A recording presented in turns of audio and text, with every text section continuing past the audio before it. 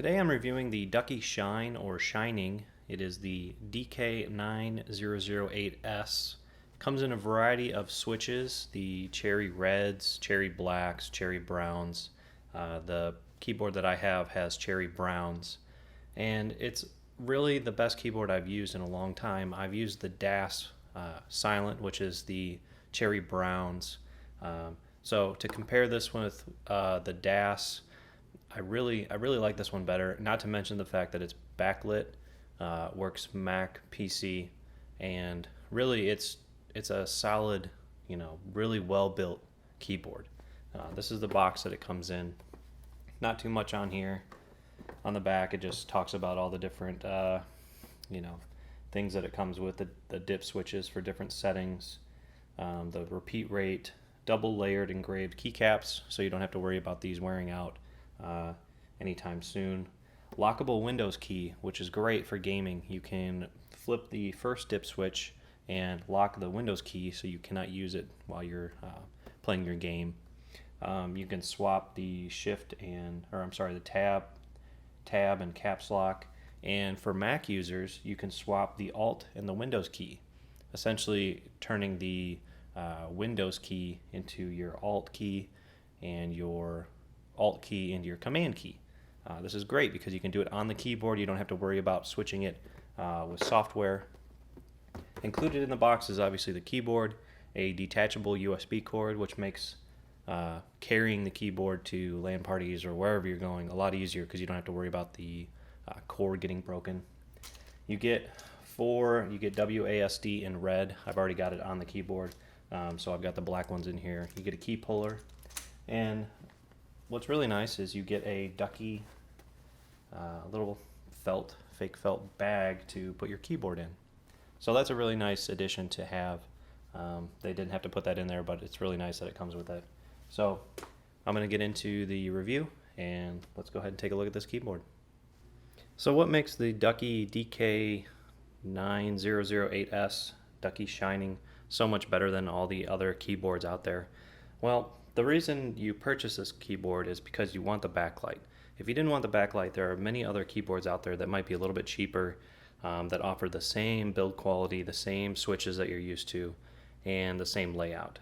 But really what you're buying this keyboard is for the backlight.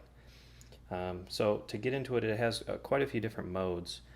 There's one function key, and you hit the function key and F9, and what that does is you can see it illuminates the arrow keys, WASD, the spacebar, and escape. You hit it one more time, and it's lit up almost the entire keyboard, so you get everything except for the 10 key on the right. Hit one more time, and you get the full keyboard all the way across. This is on its lowest setting. I've got a light on so you can see the difference. And the final setting is a little bit pretentious. It glows from lowest to brightest, the whole keyboard. There really is no use for this setting. I would never use it, but you never know. In a LAN party, if you want to show off to your friends and show somebody, hey, look, my keyboard glows, I could see you using that. And then back to the off setting. If you notice, the 1x multiplier is illuminated constantly. There is no way for me to turn that off. I don't know how to turn it off. Essentially, this is the key repeat rate. So 1x means you hold it down and it repeats that key one time, 2 times, 3 times, 4 times. So there's a multiplier. Ideally, I would just set this in the software. It doesn't really work on the Mac, and I haven't figured out how to get it to work on Windows, so it's somewhat useless. So let's go back to, this is the setting I usually leave it at, the whole keyboard illuminated. Again, this is lowest brightness, so let's turn it up. And setting 2, setting 3, setting 4, I believe that's the brightest. That's the brightest. So it's extremely bright. The keys glow. You look down at it, and next thing you know, you look back up at your screen and you see your keyboard ghosting on your eyes. It's incredibly bright. If I could go ahead and turn my lights off,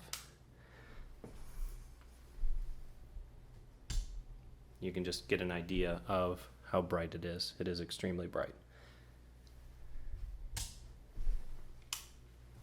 Now let's go into typing on this. Typing on this keyboard is fantastic. It's got cherry browns. They're extremely loud. They're not as loud as the cherry blues or maybe even the cherry reds, but you know, I like the cherry browns. They're the nice mix between gaming and typing. Typing on the keyboard is great. Spacebar is a little bit mushy compared to what I'm used to, and as well as the shift key. Shift keys are kind of mushy compared to, maybe other keyboards out there. But the spacebar is pretty decent. So underneath the keyboard, let's go ahead and flip it over. You'll see we have these dip switches. So dip switch 1 disables the Windows key. Dip switch 2 swaps caps and tab. Dip switch 3 swaps the Windows key with the Alt key. And dip switch 4, I believe, does nothing, but I've switched it up because I've read that it disables N key rollover, allowing it to work with Macs.